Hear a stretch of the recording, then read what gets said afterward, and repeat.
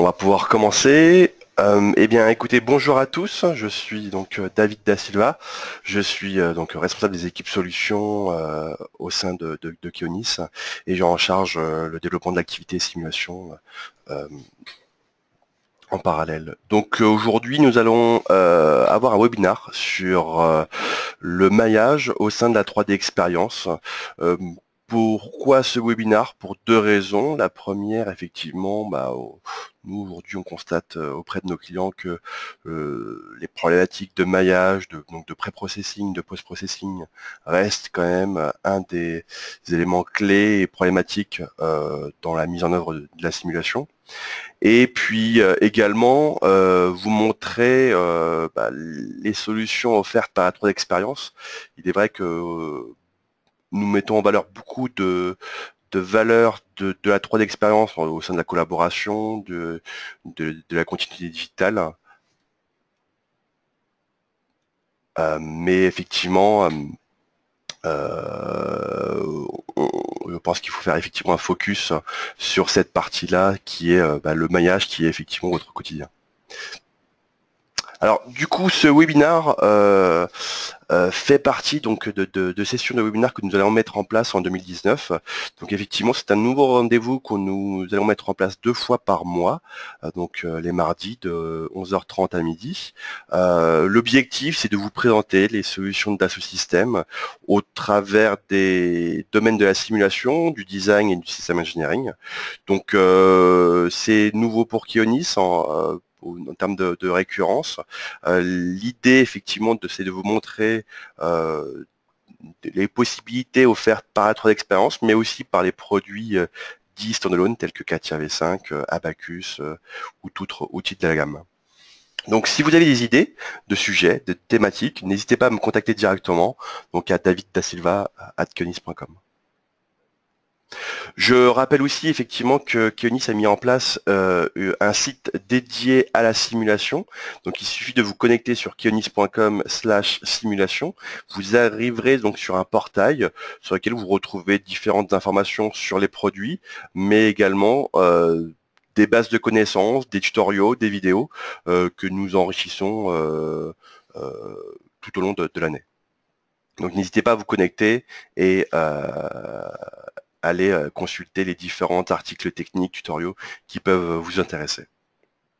Alors, l'agenda aujourd'hui, effectivement, on a 30 minutes, on pourrait parler beaucoup plus longuement du maillage, mais effectivement, l'idée, c'est de vous donner une introduction sur les capacités de la 3D Experience en termes de maillage. On a voulu faire un focus sur des fonctionnalités clés. Donc, je rappellerai très rapidement l'introduction de la 3D Experience, en quelques mots. Parler de la collaboration, parce que c'est effectivement un élément clé, mais au travers du calcul et au travers du maillage. Et c'est effectivement ce qui va pouvoir révolutionner votre manière de faire.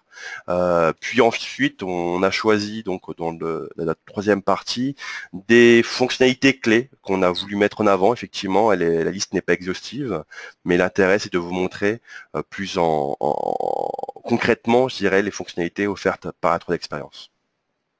Et puis on finira très rapidement par une FAQ sur les 3-4 questions fréquentes qu'on a pu avoir jusqu'à présent sur la simulation au sein de notre expérience. Et puis bien sûr, si vous avez des questions par la suite, vous pourrez les poser directement, soit au travers du chat, vous pouvez utiliser le chat et je répondrai aux questions à la fin de la présentation, soit en ouvrant un micro à la fin de la session. Eh bien, écoutez, on va commencer sur une première introduction sur la 3D Experience.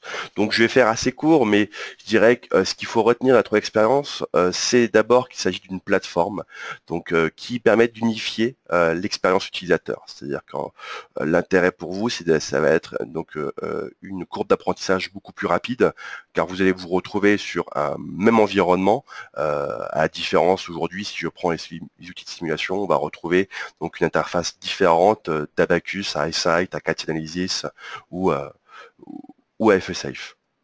C'est aussi donc la possibilité de mieux décider, de prendre de meilleures décisions, et ça au travers de ce qu'on appelle de tableau de bord, ou dashboarding en anglais. L'objectif étant de mettre à disposition des utilisateurs spécialistes, mais non spécialistes, de l'information pour aider à la décision. C'est également une plateforme, comme je disais en introduction, qui n'est pas dédiée uniquement à la simulation et qui va couvrir tout le cycle de vie d'un produit. Donc, bien sûr, le domaine de l'engineering, du design, de la simulation, du manufacturing, mais aussi des aspects marketing, de la gestion des exigences, jusqu'à la connexion à l'ERP. C'est une plateforme sociale, donc l'objectif c'est de mieux collaborer pour mieux innover. Et donc l'intérêt c'est d'avoir une productivité plus forte. Et c'est une plateforme qui peut se déployer très facilement au travers du cloud, ou bien sûr vous pourriez l'installer chez vous, mais l'intérêt du cloud c'est que vous pouvez quasiment instantanément accéder aux solutions de la 3 expérience.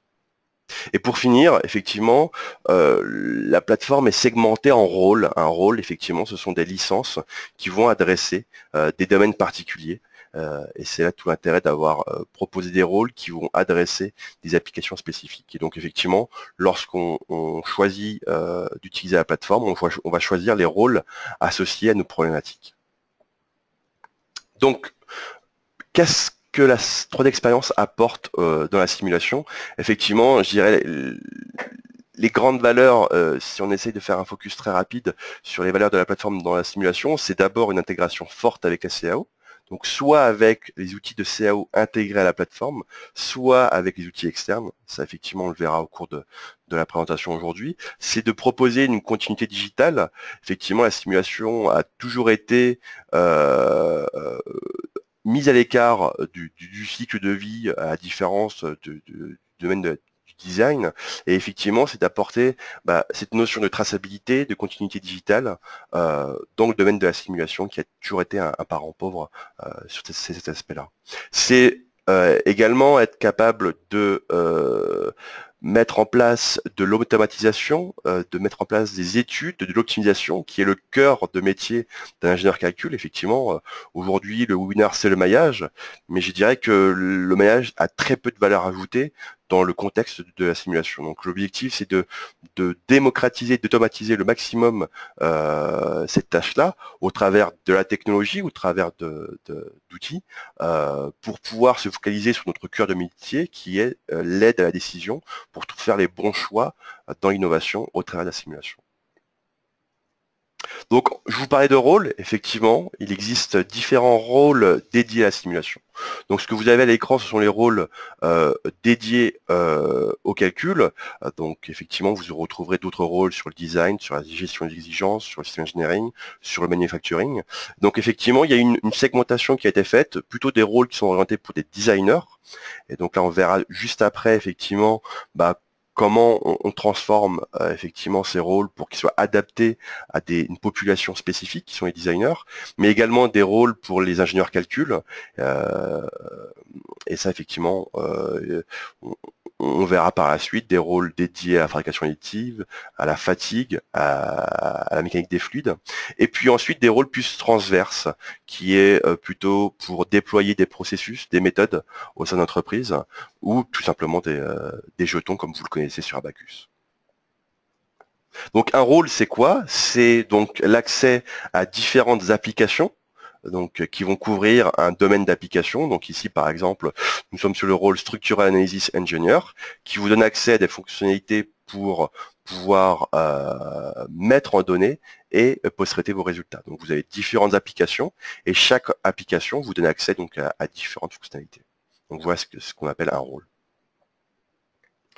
Donc on va rentrer un peu plus en détail maintenant sur la collaboration. Effectivement, c'est un point important, parce qu'effectivement, lorsqu'on parle de simulation, il y a souvent une cloison, et sans parler des autres domaines, si on prend même la simulation, on va avoir déjà une cloison entre les designers et les analystes. Effectivement, les designers vont avoir leurs outils de simulation, et les spécialistes calcul vont avoir leurs outils, et il est très difficile des fois d'interagir entre ces deux populations. Donc là, l'idée, effectivement, c'est de proposer donc à des designers des fonctionnalités de simulation, mais il faut que ces outils soient dans un environnement simple d'utilisation, parce qu'ils ont peu de formation ou peu de connaissances, et donc il faut qu'ils soient le plus guidés possible pour pouvoir adresser les simulations. Donc c'est soit au travers de l'interface graphique pour qu'elle soit simple d'usage, ou soit par une robustesse du solver, et c'est ce qu'on verra par exemple juste derrière. Donc c'est ce que propose A3 d'expérience. Concrètement, aujourd'hui, en termes de calcul de structure ou de mécanique des fluides, on va retrouver donc le cœur qui va être Abacus sur la partie calcul de structure et qui va être intégré dans des rôles dédiés pour les designers et des rôles pour les experts spécialistes. L'intérêt, c'est quoi? C'est de pouvoir facilement échanger et partager des modèles entre ces deux populations-là. Voici concrètement l'interface du rôle stress designer, qui est un rôle plutôt pour designer. Et qu'est-ce que ça veut dire un rôle pour designer? C'est-à-dire qu'il en principe, ne connaît pas les particularités du maillage. Et donc là, j'ai stoppé la vidéo juste pour vous montrer effectivement la seule partie qui parle de maillage dans ce rôle-là, c'est cette application-là. On va définir une taille globale de maille, donc grossier ou précis, et on va utiliser des technologies de maillage adaptatif qui va permettre de rejouer donc le maillage et affiner le maillage sur des zones sur lesquelles on n'a pas une convergence de maillage. Et donc on va juste laisser cette option-là au designer qui sera guidé sur un workflow de mise en données. Donc on voit ici effectivement, donc il définit globalement ses paramètres de maillage et ensuite il va que travailler avec la CAO. Il va définir quelles sont les pièces qui sont prises en compte dans la simulation. Ici on va pouvoir mettre à disposition des designers des capacités de collage ou de contact. Donc effectivement ici on va faire une détection automatique du contact. C'est des fonctionnalités qui existaient effectivement sur Abacus CAE, mais qui ont été ici mis à disposition de manière plus simple. On va choisir si on traite un problème linéaire ou non linéaire. Aujourd'hui, un designer peut tout à fait adresser des problématiques non linéaires avec de la grande déformation ou du contact. Et voilà, effectivement, ici, il va pouvoir très facilement choisir si je définis du contact, du collage, et il va ensuite, bien sûr, définir les conditions limites, les chargements. Donc là, je vais passer très rapidement, c'est pas le sujet du webinaire, mais voilà, on a proposé à un designer un environnement très simple où il va être guidé. La partie maillage a totalement été, entre guillemets, masquée, parce que c'est pas le cœur de métier d'un designer. Et derrière, on va utiliser les technologies pour s'assurer que le calcul se passe bien. Donc concrètement, qu'est-ce que ça veut dire? On le verra juste après. Hein. Bon, on verra deux fonctionnalités qui sont importantes. Qui permettent d'assurer donc une robustesse des calculs. Ici, je vais vous montrer une autre vidéo qui est ici intéressante. Effectivement, on peut tout à fait avoir un processus où vous continuez à travailler sur CATIA V5 et donc le designer travaille sur son poste avec CATIA V5 et va proposer donc une géométrie à l'ingénieur calcul. Donc l'ingénieur calcul ici va charger le fichier CATIA. La particularité ici, c'est qu'on va utiliser ce qu'on appelle des tables de mappage et qui va permettre de détecter automatiquement si le fichier a déjà été chargé. C'est-à-dire qu'ici, on va charger pour une première fois le fichier CATIA pour pouvoir faire toute la mise en données. Donc là, ici, on importe dans A3 Experience le fichier de CATIA pour préparer le calcul. Donc là, ici, donc, vous avez le workflow de mise en données, donc on va passer cette étape-là où on met en données le modèle avec la définition du matériau, les conditions limites, le chargement. Donc cette étape-là, je dirais qu'on va pouvoir la passer. Mais ce qui va être intéressant, c'est que si le designer vous propose une nouvelle version, donc c'est ce qui va se passer juste ici, donc on va importer à nouveau donc le fichier CATIA, donc qui est une évolution du design qu'il a pu faire. Et donc lors de l'import, effectivement, et c'est là où effectivement vous pouvez voir les différentes options, on va faire une mise à jour du fichier CATIA, car il va retrouver l'existence du fichier et va créer tout simplement ce qu'on appelle une nouvelle version, comme si on avait fait une révision de la pièce de manière interne à la plateforme. Donc qu'est-ce qui va se passer concrètement? Tout simplement, lorsqu'on va vouloir rejouer la simulation, il va vous indiquer que la pièce existe et il va tout simplement garder toute l'associativité de la mise en données. Donc là, on rappelle notre notre simulation. On ouvre la simulation et vous voyez donc le design ici a changé. Hein. On a mis ici de la matière. Et donc, en rappelant la simulation qu'on avait réalisée sur la version 1, on va conserver toute la mise en données. Alors, bien évidemment, ici, on avait mis des conditions limites. Ces conditions limites sont perdues, mais il suffit juste de le remettre à jour, parce qu'il faut redéfinir la zone ici d'encastrement, et on va pouvoir directement relancer la simulation. Donc, du coup, même dans un environnement où vous utilisez du CATIA V5 avec la 3D expérience pour la simulation, vous pouvez nativement garder l'associativité et avoir donc une traçabilité de vos simulations. Donc, comme on vous l'a montré, donc l'intérêt pour un designer, c'est d'avoir un workflow guidé, c'est d'intégrer des fonctionnalités permettent de faire des simulations réalistes, donc ça veut dire Abacus et la capacité d'analyse non linéaire. C'est aussi dans ce rôle-là, si je prends le rôle Stress Engineer, on a intégré nativement aussi des fonctionnalités d'analyse en fatigue pour faire d'analyse de durée de vie de la pièce. Pareil, même approche, de manière très très simplifiée. Et en termes de maillage, effectivement, les seules options qu'on va venir définir, c'est est-ce qu'on veut un maillage grossier ou fin, ou est-ce qu'on utilise le Adaptive Meshing qui va permettre de raffiner automatiquement pour s'assurer qu'effectivement on n'a pas fait un calcul trop grossier sur notre structure. Donc, on met à disposition un guide aux utilisateurs non avertis. Mais si on rentre un peu plus dans le détail, par exemple, on parlait de contact, effectivement, on aura tendance à dire que mettre à disposition du contact, c'est dangereux pour le mettre à disposition auprès des designers. Bah, effectivement, il existe une fonctionnalité donc dans la 3D expérience qui s'appelle le facteur de correction du contact. Lorsqu'on définit du contact sur des zones non plates, donc sur Abacus CAE par exemple, si on a un cylindre, un cône ou une sphère, l'outil Abacus va calculer donc un facteur correctif pour simuler donc une surface cylindrique, conique ou sphérique. Mais on est limité à ces trois possibilités. Là, sur la 3D expérience, grâce au modeleur de CATIA, qui est le modeleur CGM, bah, cette fonctionnalité a été déployée sur tout type de surface. Donc, c'est-à-dire qu'une surface quelconque courbe, on va calculer donc ces facteurs de correction qui va permettre d'avoir un calcul de pression de contact, c'est ce qu'on ici on post-traite, beaucoup plus précise grâce à cette fonctionnalité. Donc ça, effectivement, ça va permettre d'avoir une robustesse en termes de gestion de contact et de convergence. Donc cette fonctionnalité, effectivement, est couplée au modeleur 3D et est disponible uniquement sur la 3D expérience grâce au modeleur CGM. Donc maintenant, rentrons plus en détail comment est structurée la simulation au sein de la 3D expérience. En fait, on utilise ce qu'on appelle un modèle MSR, qui veut dire modèle, scénario, résultat. C'est la structuration d'une simulation au sein de la 3D expérience. Ça va vous permettre effectivement d'avoir un modèle. Le modèle, qu'est-ce que c'est? C'est tout simplement la géométrie et le maillage.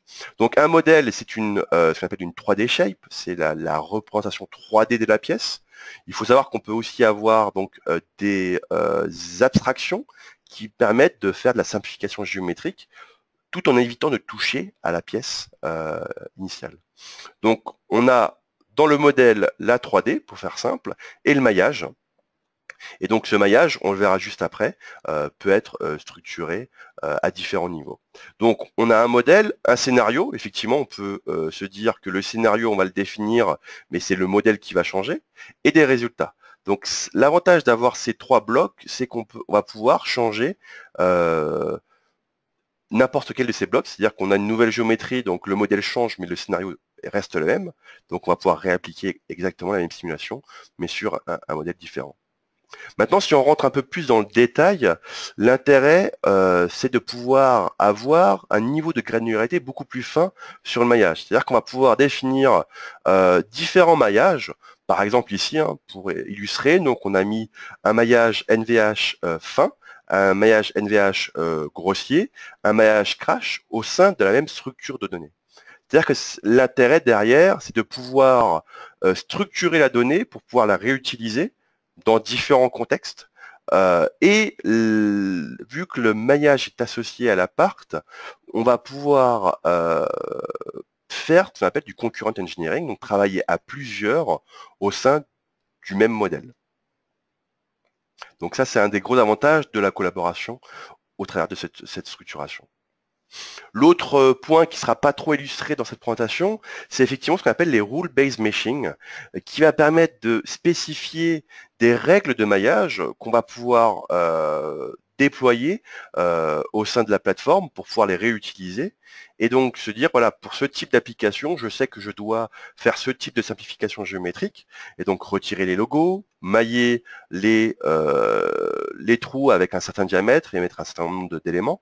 Donc ça, on peut l'enregistrer sous forme de règles qui peut être réutilisé et donc du coup pourrait potentiellement être utilisé par des personnes un peu plus néophytes car ils vont juste appliquer ces règles qui ont été construites pour eux. Donc pour résumer, l'intérêt c'est quoi? C'est apporter de la collaboration CA au calcul.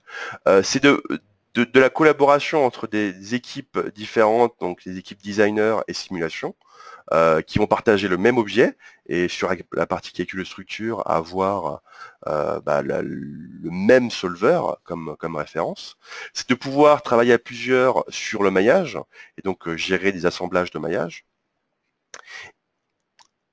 Et donc aussi de pouvoir partager la même donnée, comme je disais, avec des règles de maillage qui sont partagées, des templates engineering qui permettent de faire une mise en données sur un modèle et de le réutiliser sur des modèles similaires. Par exemple, si on fait toujours le même type de pièce, un bloc moteur, finalement c'est toujours la même simulation, si ce n'est que les surfaces changent. Donc on va utiliser ce qu'on appelle effectivement les engineering templates. Donc voilà ce que je pouvais dire très rapidement sur la partie collaboration. Maintenant, j'ai voulu faire un focus plus fonctionnel, rentrer en détail plus sur des fonctionnalités qui sont peut-être méconnues pour la plupart de vous sur la 3 expérience. Je pense que ceux qui sont amenés à faire des maillages exa, vous êtes familiers avec cette pratique qui consiste à, effectivement, lorsqu'on veut mailler une pièce en exa, on va devoir partitionner la géométrie pour avoir une forme assez simple pour pouvoir générer le maillage exa. Parfois c'est possible, parfois c'est très compliqué, voire même impossible. Donc la 3D Experience propose bien sûr les fonctionnalités de découpe de géométrie avec le code couleur comme vous le connaissez sur Abacus CAE qui vous indique si la pièce est maillable en exa ou pas. Donc ici la pièce a été découpée et la partie jaune peut être maillée en exa. Mais la partie ici centrale est plus complexe. Et donc, soit on passe beaucoup de temps à le découper, soit on se dit, on va le mailler en tétra. Et par exemple, sur Abacus CE, ça définissait automatiquement une connexion de type collage entre les deux partitions.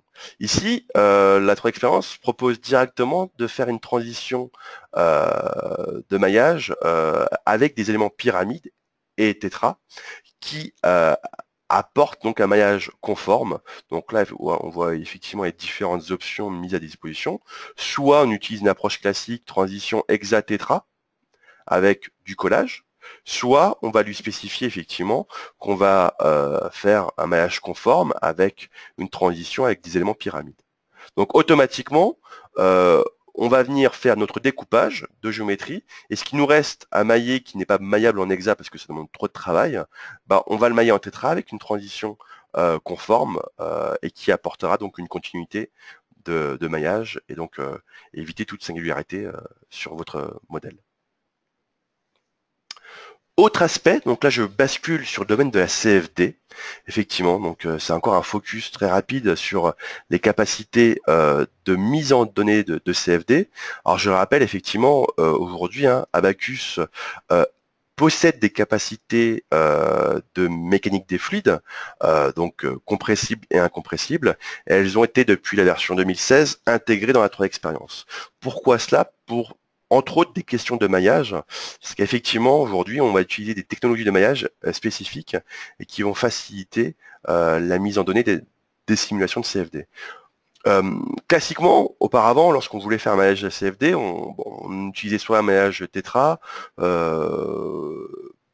Et la particularité, c'est qu'on arrivait avec un maillage très très fin si on voulait capturer la variation de la géométrie. Effectivement, maintenant, on va avoir ce qu'on appelle le HDM.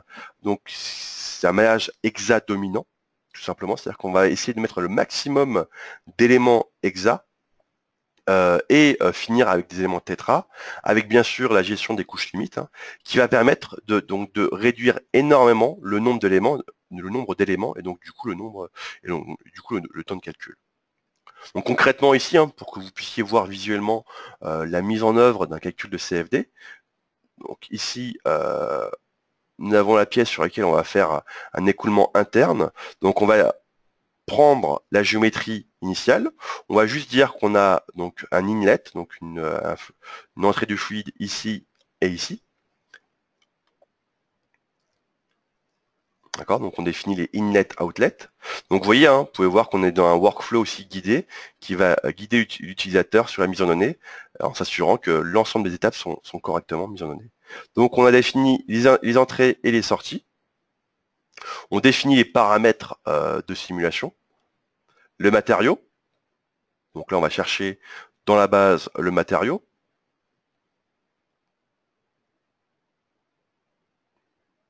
Donc on l'applique sur le domaine fluide, hein, donc, qui est représenté par le petit élément hexa. On définit les conditions limites, donc je vais passer cette étape-là. On définit les vitesses d'entrée et une pression à 0 en sortie. Et là, donc, on va générer le maillage, donc en définissant une taille mini, une taille maxi, les couches limites, la couche, la taille de la première couche, et la génération automatique du maillage va s'opérer. Et donc là, on va pouvoir visualiser l'intérieur du maillage pour que vous puissiez constater effectivement comment est structuré le maillage. Donc là, on a fait une coupe et on va laisser la géométrie, enfin on va laisser les éléments et on voit effectivement qu'on a une dominance d'éléments hexa, là où il peut en mettre, avec une transition en tétra avec les couches limites. Donc je dirais que la mise en données se fait très facilement. Donc là, on est sur des technologies de CFD de type Navier-Stock, donc basées sur Abacus. Et je dirais que si on va sur les nouvelles technologies rachetées par Dassault, qui sont Hexa, Xflow, qui sont tout simplement sans maillage, par une notion de particules, je dirais que c'est encore plus simple en termes de mise en données. L'autre point également, c'est, je pense que vous le savez, le maillage peut avoir une importance sur la convergence. Et lorsqu'on veut faire des calculs stationnaires, effectivement, on peut avoir des problèmes de convergence. Et donc là, c'est plutôt un travail au niveau de l'algorithme qui a permis d'améliorer donc la convergence avec des méthodes de relaxation qui permettent d'avoir sur un maillage plutôt grossier donc un arrêt de la convergence voilà, basé sur des critères. Donc c'est applicable uniquement sur des matériaux incompressibles, mais l'intérêt à nouveau c'est de pouvoir faire des calculs de CFD sans trop d'expertise sur les paramètres de définition du solveur CFD. Donc, je vais revenir maintenant peut-être sur quelque chose qui vous touche plus, qui est plutôt votre quotidien. C'est effectivement le maillage de pièces type fonderie ou pièces plastiques, typiquement ce genre de pièces. Ça, je pense que beaucoup d'entre vous ont dû être amenés à mailler ce genre de pièces sur Abacus CAE ou sur d'autres outils. Et effectivement, on est très vite bloqué par des problématiques de simplification des arêtes.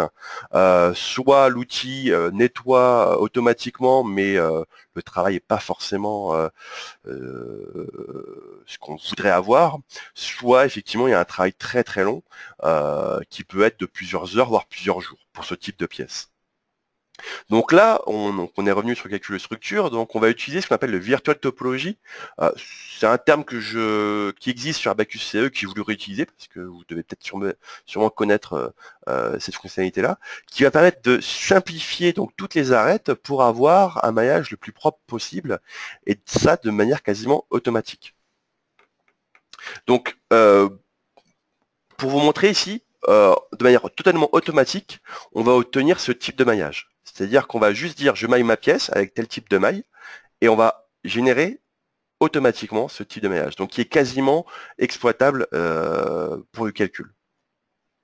Donc là, un autre exemple, une autre vue, hein, avec beaucoup d'arêtes qui sont très très proches l'une de l'autre, à ce niveau-là et à ce niveau-là. Donc automatiquement, ici, on va obtenir un maillage quasiment exploitable. Alors, bien sûr, c'est automatique, mais c'est aussi contrôlable. Et on a beaucoup de fonctionnalités de contrôle pour contrôler les arêtes, le maillage des congés, et ainsi de suite. Donc c'est ce qu'on va voir juste après. Donc là, une petite vidéo qui vous montre sur cette pièce-là, voilà, on a généré automatiquement le maillage, et vous allez voir que c'est pas parfait, il y a encore ici avec des paramètres qui ont été spécifiés quelques petits problèmes, et là on va voir avec l'outil de visualisation comment on va isoler les zones qui sont problématiques. C'est souvent le problème qu'on peut avoir sur ce genre de pièce, c'est savoir où sont les mauvais éléments. Et donc là, ce sont des petites fonctionnalités, mais qui sont très utiles au quotidien, qui vous consiste tout simplement à faire un focus sur les zones à corriger. Donc là, on a lancé l'outil d'analyse qui vous donne une synthèse des mauvais éléments. Et on va rentrer en détail sur les éléments les plus mauvais. Donc on va faire un focus. Vous voyez ici, donc on a fait un focus sur les 100 plus mauvais éléments, basé sur les critères qu'on a spécifiés. Et donc là, la difficulté des fois, ok, il fait un focus, mais il faut tourner la pièce parce que le défaut est derrière la géométrie. Et on va tout simplement utiliser l'automatic clipping box qui va faire une boîte et masquer tout ce qu'il y a autour de la zone qui nous pose problème. Et là, on va pouvoir se balader sur les différentes zones. Donc là, je suis sur une autre zone où on a des problématiques sur le maillage. On voit le code couleur, hein. Vert, le maillage est bon.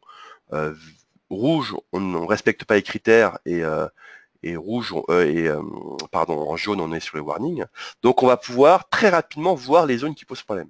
Avec ici une vue de l'élément qui pose problème avec les critères qui sont associés.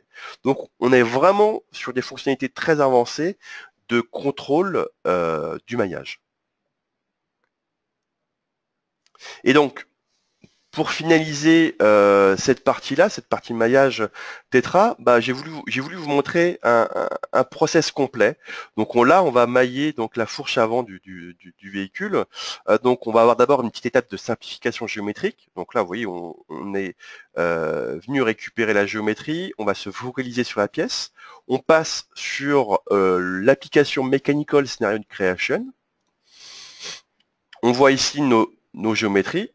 Et on va donc faire un focus uniquement sur cette pièce-là qu'on va vouloir simplifier, nettoyer. Donc là, on va lancer les applications qui sont intégrées dans les outils de calcul qui utilisent ce qu'on appelle du direct modeling. C'est-à-dire que là, pour un ingénieur calcul, il va pas vouloir retoucher l'arbre de construction de la géométrie, ou tout simplement, comme ici, hein, vous pouvez le voir, c'est une géométrie morte. Donc on a juste un corps principal sans l'arbre de construction. Et on va utiliser le direct modeling avec des fonctionnalités de modification, de simplification de la géométrie. Donc c'est ce qu'on appelle Natural Shape, qui est intégré à 3Experience et qui est donc inclus dans les rôles spécialistes calcul. Donc là, par exemple, on va supprimer des détails, on a changé les rayons, on va augmenter la hauteur. On va modifier par exemple le positionnement des trous. Donc on sélectionne un trou, il détecte automatiquement les autres surfaces et on vient tourner la position en se basant sur un solide mort. Donc là, bien évidemment, l'intérêt c'est de pouvoir derrière faire une simulation. On se rend compte que le résultat n'est pas bon, on modifie directement la géométrie via ces applications et ensuite on relance un calcul automatiquement. Donc là, on a une très forte associativité entre le calcul et la préparation de la géométrie. Donc là, du coup, toujours dans les outils, vous voyez, donc on est sur l'application Simulation Model Prep. Ce sont les applications qui sont mises à disposition pour préparer la géométrie pour l'ingénieur calcul. Et donc là, on va contrôler, par exemple, les épaisseurs. Donc là, c'est purement visuel sur la géométrie. C'est des fonctionnalités qui existaient sur CATIA, qui ont été intégrées donc dans les rôles simulation pour détecter, par exemple ici, effectivement, on a pu détecter une géométrie. On va faire une box pour se focaliser uniquement sur la zone d'intéressement et on va simplifier le trou qui était inutile pour le calcul. Donc là, on va lancer le maillage. Donc là, on lance classiquement un maillage automatique. On se rend compte qu'on avait laissé les logos sur la pièce. Donc là, on va utiliser des fonctionnalités de suppression automatique des logos. Donc automatiquement ici, donc ce sont des règles qui viennent s'appliquer. Là, on va préciser le type de maillage qu'on va appliquer sur les trous. Donc là, on va mettre une règle qui va appliquer donc sur des trous un certain nombre d'éléments. Donc vous voyez, on définit pour les filets, pour les trous. Donc ce sont différentes règles là on spécifie à la volée, mais qu'on peut enregistrer et rejouer directement lors d'une nouvelle mise en données. Donc là on voit les modifications. Donc on a créé deux washers autour des trous, on a fait un maillage structuré sur ces trous, donc on a quelque chose de beaucoup plus propre sur ces zones-là, si c'est la zone d'étude.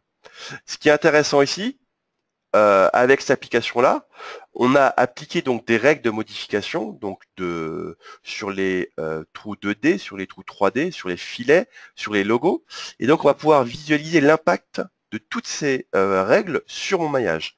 Et c'est ce qu'on voit en surbrillance, on voit tout ce qui a été impacté par les règles que je suis venu appliquer. Donc c'est effectivement les rayons, les trous, les détails, les logos qui ont été impactés. Et on voit, voilà, effectivement, sur quoi est venu s'appliquer les règles de maillage sur une structure. Donc je vais avancer assez rapidement. Et donc ce que vous voyez à l'écran, vous voyez donc qu'il est venu appliquer ce qu'on appelle du virtual topology. Donc c'est-à-dire qu'il est venu ignorer un certain nombre d'arêtes qu'on voit ici très légèrement en bleu, en pointillé. Et tout ce qui est jaune, ce sont les arêtes qui sont conservées pour le maillage, donc des points de passage obligatoires. Et donc là, ici, on va pouvoir contrôler le maillage avec des règles de contrôle de maillage beaucoup plus évoluées que ce qu'on a sur Abacus CE. Vous avez ici l'ensemble des critères. Donc là, on va chercher donc des règles basées sur les critères du solveur Abacus. Et on a un contrôle visuel des éléments qui peuvent être optimisés soit automatiquement, soit manuellement. Ici, donc, on va déplacer le maillage pour avoir donc aucun élément en warning sur ma structure. Donc on a toutes ces capacités de modification manuelle sur la géométrie. Donc j'avance très rapidement. Ici on est sur une autre pièce où on va faire de la simplification géométrique, mais de manière plus automatique. Donc on est sur l'atelier Simulation Model Preparation, qui est l'étape qui permet de préparer la donnée pour le calcul. Et donc là, on va vraiment supprimer tous les détails. Donc les trous comme tout à l'heure. Donc là, on a fait une box, on supprime le trou. Mais là, on voit un ensemble de rayons qui ne sont pas utiles. Donc on va vouloir les simplifier. Là, on va utiliser des règles automatiques basées sur des tailles de rayons. Donc là, on va finir de supprimer les petits détails. Donc l'intérêt de la box, ça permet de se focaliser sur des zones assez difficiles à accéder.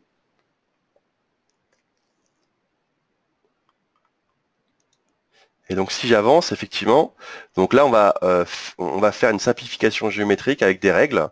On va supprimer les rayons inférieurs à un certain diamètre. Donc ça va venir s'appliquer globalement. Et cette pièce-là, du coup, va pouvoir se mailler en hexa sans problème.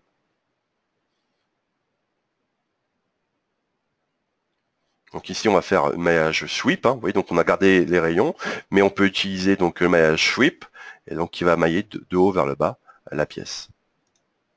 Donc l'autre pièce que je voulais vous montrer, c'était effectivement celle-ci, sur laquelle effectivement on va appliquer les règles de simplification.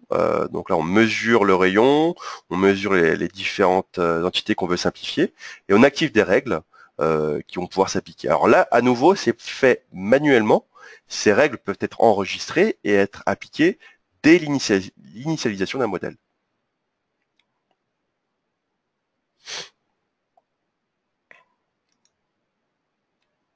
Je finis juste la fin de la vidéo. Et pour finir, c'est ce qu'on voit, pardon, ici. Donc c'est effectivement, ici on voit les fonctions de defeaturing, mais on voit on va voir également qu'on va pouvoir appliquer donc des règles ici. Donc là, on va chercher la règle qui est sur la base, qui peut être partagée à l'ensemble des utilisateurs et qui va s'appliquer sur l'ensemble du modèle. Donc soit on crée les règles à la volée, soit on les enregistre et on les réexploite derrière. Ok, donc comme vous avez pu le voir, hein, c'est très court, nous avons une demi-heure, je vois que le temps a bien passé. Je voulais juste finir avec une petite FAQ et aborder, je dirais, les questions récurrentes qu'on a sur la 3D Experience. La première question qu'on a, c'est est-ce que c'est compliqué d'installer la 3D Experience? Eh bien non. Si vous utilisez la 3D Experience Cloud, vous n'avez pas besoin d'installer le serveur et donc l'installation se fait même plus simplement que l'installation Abacus CAE et Abacus. C'est-à-dire qu'en quelques clics, vous avez installé la solution. L'autre question qu'on a aussi fréquemment, si je suis client Abacus, j'utilise Abacus CAE, j'utilise beaucoup de scripts où j'ai des méthodes mises en place. Par contre, je vois des intérêts à l'usage de la 3 expérience. Est-ce que je peux combiner les deux? Est-ce qu'il est possible d'utiliser dans certains cas les mêmes licences, pour les jetons par exemple, ou pouvoir basculer de l'un à l'autre? Ben, effectivement, ça va être possible. Donc au travers de certains rôles, comme le rôle PXA, qu'on appelle aussi Power By, qui intègre Abacus CAE dans la 3 expérience, ou au travers de l'usage d'un certain rôle, comme ceux que je vous ai montré, Mechanical Analyst, qui va vous permettre d'utiliser comme Abacus CAE et Abacus Viewer la 3D expérience et exporter votre modèle et le lancer classiquement.